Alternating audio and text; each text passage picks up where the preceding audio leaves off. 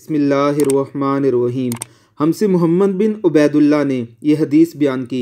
उनसे इब्राहीम बिन साद ने, वो साले से रवायत करते हैं, वो इब्ने शहाब से, वो अबू अमामा बिन सहल बिन हनीफ से रावी हैं, वो अबू सईद खुदरी रज़ी अल्लाह ताला अन्हो से, वो कहते थे कि रसूल अल्लाह सल्लल्लाहु अलैहि वसल्लम ने फरमाया कि मैं एक वक्त सो रहा था, मैंने ख्वाब में देखा कि लोग मेरे सामने पेश किए जा रहे हैं।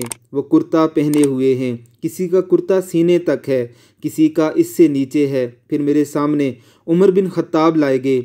उनके बदन पर जो कुर्ता था उसे वो घसीट रहे थे, यानी उनका कुर्ता ज़मीन तक नीचे था। सहाबा ने पूछा, या रसूल अल्लाह सल्लल्लाहु अलैहि वसल्लम, इसकी क्या ताबीर है? आप सल्लल्लाहु अलैहि वसल्लम ने फरमाया कि इससे दीन मुराद है। सही बुखारी हदीस नंबर 23।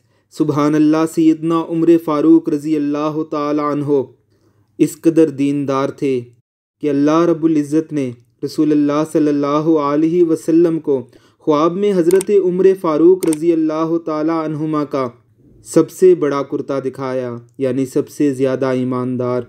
अल्लाह रब्बुल इज़्ज़त हमें सहाबा इकराम रिज़वानुल्लाह अलैहिम अजमाइन के रस्ते पर चलने की तौफ़ीक़ अता फ़रमाए। आमीन सुम्मा आमीन।